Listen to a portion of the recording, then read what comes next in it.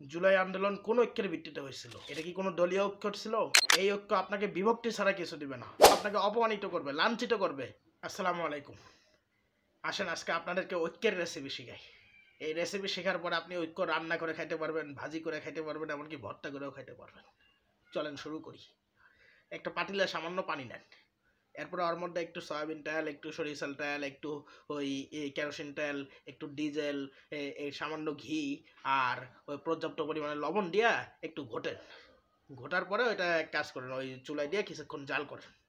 জাল করার পরে গ্লাসে ঢেলে খান। কি খাবেন না? আচ্ছা না খেলেন তাহলে গায়ে মাখেন। গায়েও মাখবেন না কেন? তেলই তো, সমস্যা কি? খান অথবা গায়ে মাখেন।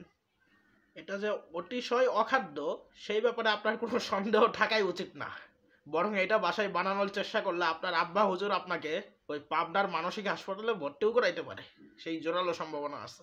এখন আসেন মশকরা বাদ, কাজের কথা বলি। আমাদের রেসিপির প্রত্যেকটা উপাদান কিন্তু মূল্যবান এবং কার্যকরী, উপকারী, কিন্তু ভুলভাবে প্রয়োগের ফলে এই উপাদানগুলোর কার্যক্ষমতা হারাই গেছে, নষ্ট হয়েছে। আমাদের সমাজের কিছু মানুষ এই রেসিপির মতো ঐক্য চায়। তারা চায় বিএনপির কিছু মানুষ, তারা চায় ওই জামাতে ইসলামের কিছু মানুষ, তারা চায় ওই চরমনায়ের কিছু মানুষ, আরও যারা ইসলামী দল করতেছে বা বিভিন্ন দল করতেছে, সব দল থেকে কিছু কিছু মানুষ আমরা একসাথে হব, হয়ে একটা ঐক্য গঠন করব। ঠিক আছে? আপনি বিশ্বাস করেন এই ঐক্য 5 মিনিটও টিকবে না। ওই আপনার রেসিপি যেরকম অখাদ্য হয়েছিল, এই ঐক্য ঠিক ওইরকমই হবে। তারা কিসের ভিত্তিতে ঐক্য করবে সেটাই তারা খুঁজে পাবে না। এই মানুষগুলোর রাজনৈতিক মতাদর্শ আলাদা, ধ্যান জ্ঞান আলাদা, এরা সব কিছুই আলাদা। ঐক্য কি দিয়ে হবে? ঐক্য হওয়ার কোনো সম্ভাবনাই আসলে নেই। বরং কেউ যদি একজন আরেকজনকে ভুলেও মস্করা করে খামবাচোর বা রাজাকার বলে সম্বোধন করে, তাহলে ঐক্য তো হবেই না, বরং মারাত্মক চরম পর্যায়ের হাঁটাহাঁটি হওয়ারও সম্ভাবনা আছে। এখন আসেন আরেক টাইপের মানুষের কথা বলি। এই টাইপের মানুষের কাছে ঐক্য মানে হলো আমার দলে যোগ দাও। অর্থাৎ তুমি ঐক্য করতে চাইলে আমার দলে আসো, আমার দলের বাইরে আর কোনো ঐক্য নাই, মানে দলের বাইরে কোনো ঐক্য নাই। ঐক্য করতে হলে দল লাগবে। এই টাইপের মানুষগুলো তাদের অতীতে বা পূর্বের করা কোনো ভালো কাজের উদাহরণটাই নেয় না, বলে দেখো আমরা অতীতে এই কাজ করছি, ভবিষ্যতে আমরা ক্ষমতায় গেলে সরকার গঠন করলে এই কাজ করব, অতএব তোমরা আসো আমার দলে অংশগ্রহণ করো, ঐক্যবদ্ধ জীবনযাপন করো, ঐক্য গঠন করে আমরা একসাথে কাজ করি, আসো। উদাহরণ হিসেবে বলা যায় যে জুলাই আন্দোলনের পরে ওই ঢাবির শিবির সভাপতি উনি আত্মপ্রকাশ করলো, উনি নিজের পরিচয় প্রকাশ করলো যে উনি নাকি শিবির সভাপতি। তো এখন এর উদ্দেশ্য কি? উদ্দেশ্য হলো যে মানুষ যেন জানতে পারে যে স্বৈরাচার হাসিনার পতনে ওই শিবিরের কি কি অবদান ছিল, এতে করে মানুষ উদ্বুদ্ধ হয়ে মানুষ যেন ওই জামাতে ইসলামে আসতে পারে, দল গঠন করতে পারে, ঐক্য করতে পারে। ঠিক আছে? মানে নিজের দলে যেন মানুষ আসে, এই আর কি। এরকম আরো অনেক উদাহরণ দেওয়া যাবে। এই দ্বিতীয় পদ্ধতি মানে এই যে এই পূর্বের কোনো ভালো কাজ সেটার কথা বলে যে আমরা ভবিষ্যতে এই করব, আসো ঐক্য করি, তো এই দ্বিতীয় পদ্ধতিটা মোটামুটি সাময়িক কার্যকর, কিন্তু দীর্ঘমেয়াদী এর কোনো সফলতা নাই। যেমন বলা যায় ৭১-এর যুদ্ধে শেখ মুজিবুর রহমানের অবদান ছিল, এটা অস্বীকার করা যাবে না, আসলেই ছিল। কিন্তু এখন আওয়ামী লীগের কি অবস্থা, শেখ হাসিনাও কি অবস্থা এখন।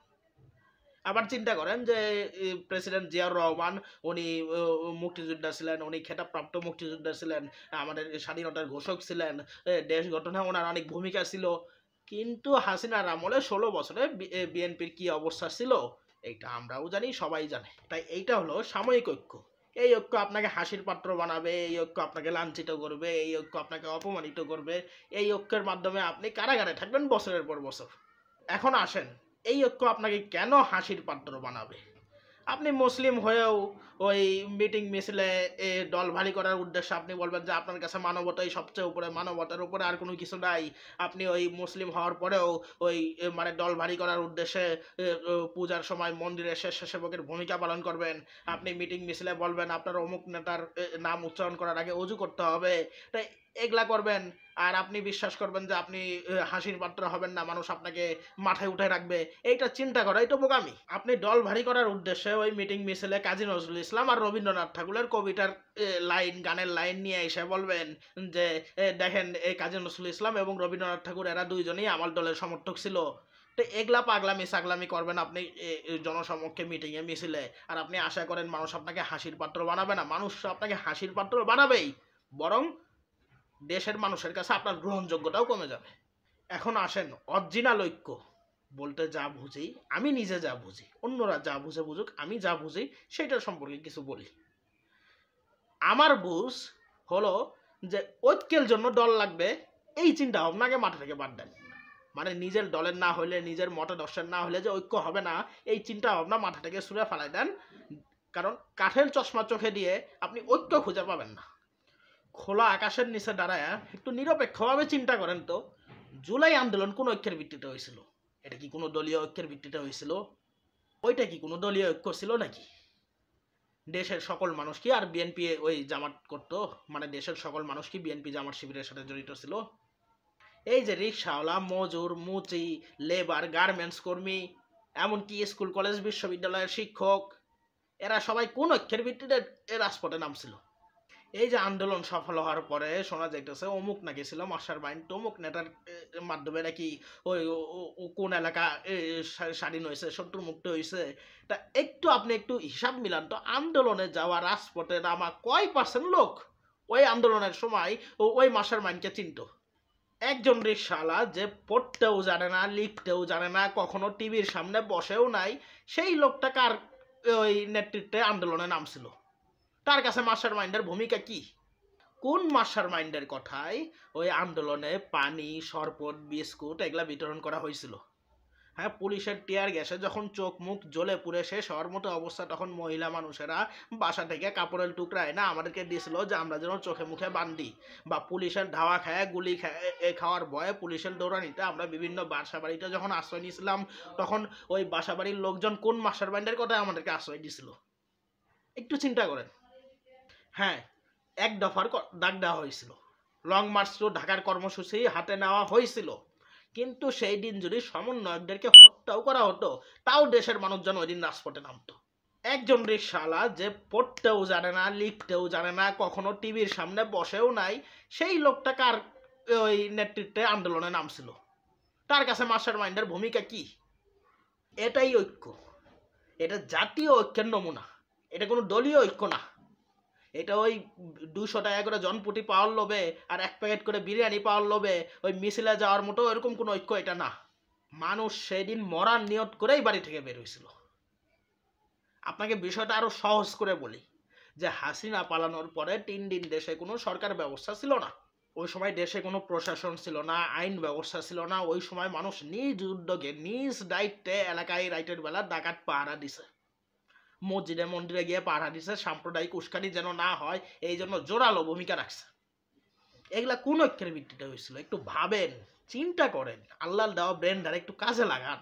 জুলাই আন্দোলন সফল করতে যদি আপনার কোনো দলীয় ঐক্য বা রাজনৈতিক ঐক্যের প্রয়োজন না পড়ে, তা আশা করি দেশের বৃহৎ স্বার্থে তখনও আর কোনো প্রয়োজন পড়বে না। ঠিক আছে, আপনি দল করেন, সমস্যা নাই, আপনি ভোট দেন, সমস্যা নাই, আপনি রাজনীতি করেন, এইটা আপনার অধিকার। দল করা আপনার অধিকার, রাজনীতি করা অধিকার, ভোট দেওয়া অধিকার, সংসদে যাওয়া আপনার অধিকার, এমনকি আপনার দেশের প্রধানমন্ত্রী হওয়ারও অধিকার আছে, এতে কোনো সমস্যা নাই। কিন্তু আপনি ঐক্যের নামে বিভ্রান্তি সরায়েন না। ঠিক আছে, ঐক্যের নামে আপনি কোনো বিভ্রান্তি সরায়েন না, বরং আপনার এই ঐক্য আরো বিভ্রান্তি তৈরি করে। মানুষের মধ্যে আপনার এই ঐক্য আরো অহংকার বোধ সৃষ্টি করে। আপনি বিশ্বাস না করলে আপনি নেতা মানুষ, আপনি নিজে একটু চিন্তা করে দেখেন তো। আপনি দলীয় একটা বক্তব্য যখন দেন, 10 মিনিটের একটা বক্তব্য, আপনি বলেন ভাইয়েরা আমাদের সবাইকে ঐক্যবদ্ধ হইতে হবে, ঐক্যবদ্ধভাবে দেশের সকল পরিস্থিতি মোকাবেলা করতে হবে। এই কথা বলার পরেই আপনি বলেন যে অমুক দলে এই খারাপ কাজ করছে, আমি এই ভালো কাজ করছি, অতএব আসো আমার কাছে আসো। মানুষের সমালোচনা ছাড়া আপনার ঐক্য গঠন সম্ভবই না।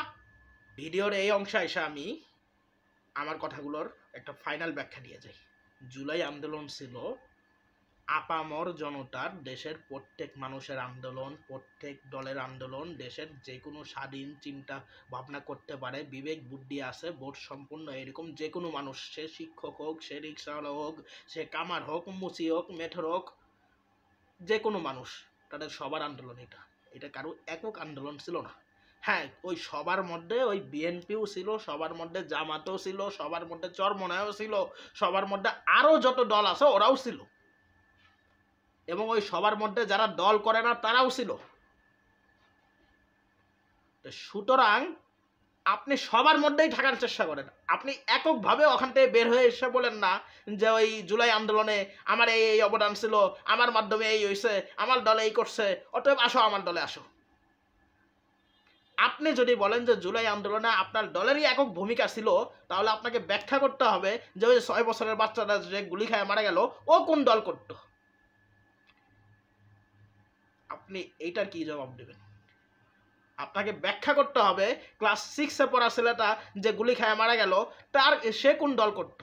নিজের জায়গায় সৎ, নিজের উপর অর্পিত দায়িত্ব সঠিকভাবে পালন করতে পারে এরকম মানুষ যদি সারা দেশের 5 জায়গায় 5 জনও থাকে এবং তারা যদি কেউ কাউকে নাও চেনে, তাও তারা ঐক্যবদ্ধ। ঐক্যের জন্য কোনো দলে নাম লেখাইতে হবে, কোনো দল সংগঠনের ছায়াতলে আসতে হবে, নেতার কমান্ড মানতে হবে, সেইটা না। কারণ ওই 5 জন মানুষ দেশের যে কোনো সংকটকালীন সময়ে তারা দেশের জন্য অবদান রাখবে। ঠিক আছে? ওই জুলাই আন্দোলনে যেরকম দেশের মানুষজন অবদান রাখছিল, ওরকম দেশের যে কোনো সংকটময় মুহূর্তে ওই 5 জন মানুষ দেশের 5 প্রান্তে যেখানেই থাক, তারা দেশের জন্য অবদান রাখবে, যাই পারুক। আর এটাই হলো ঐক্য।